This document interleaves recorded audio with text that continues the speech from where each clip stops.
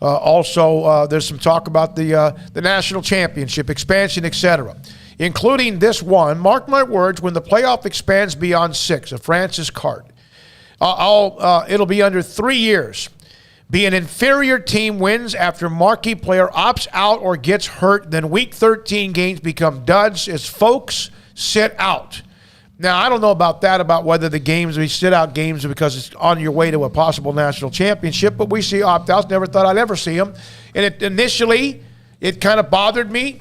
And then I started realizing, hey, do what you can do, and people are going to make their own choices. I think that will start being combated with some of the money they're getting.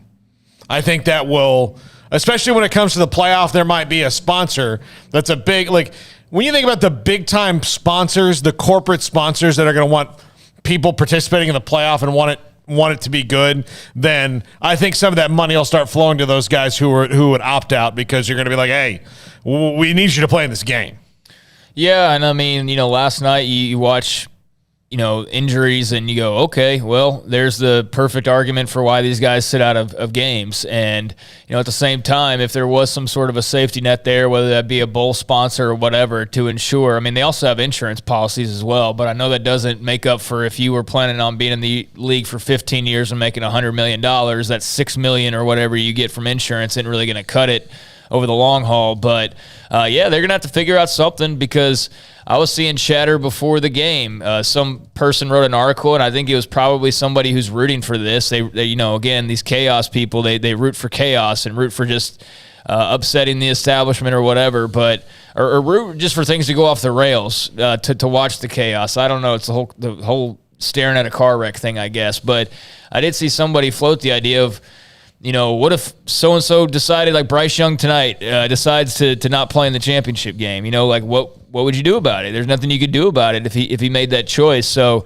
at some point, just like, the big Florida State recruit who wanted to become the first marquee guy to go to an HBCU, and however many, I mean, somebody's going to want to be the first. Somebody's going to want to be that guy. And, we've already had Penny Sewell sat out an entire year. That's happened now. Micah Parsons. More than once.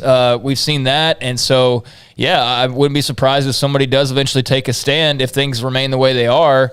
That's why, again, college football officials need to be on the forefront of things. And we talk about this every day. They never are. So, don't be surprised if they sit on their hands and then a year or two from now, there's some major marquee player that says, no, I'm going to protect myself and not play. I want to go to the NFL. And they're just going to be like, well, you could have addressed it, but odds are they won't, because that's what they typically do. They sit on their hands. Well, the discussion is also about the college football playoff expanding from 4 to whatever it might be. And it's like, well, okay, that will open up the door for more people. That is true. There's no doubt about it.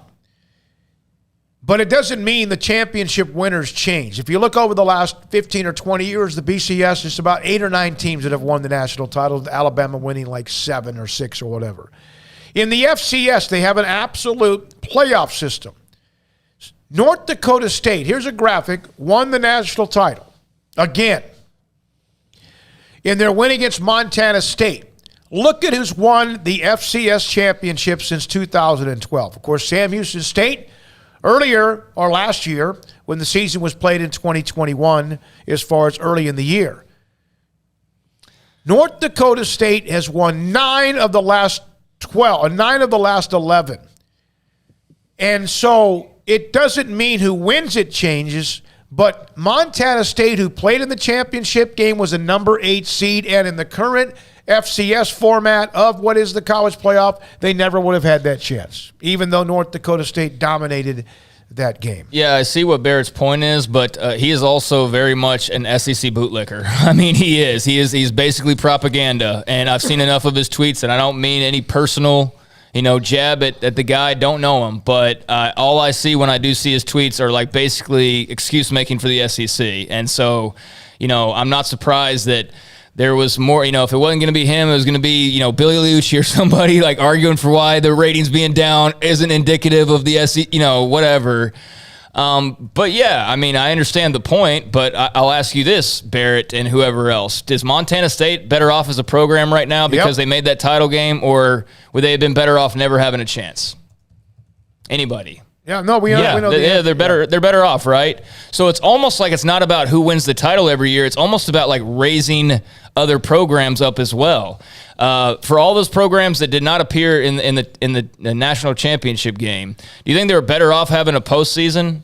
Actually getting to play these games. Do you think that was more beneficial? I do. I think that some teams who don't have a sniff at a national championship, just simply having a playoff game was probably beneficial to that program in some form or fashion. So again, that's more of where I'm coming from. I know that's not where everybody's coming from. Some people are trying to paint it as like, well, this way with an expanded playoff, Alabama won't win every year. Well, that's not necessarily going to be the case.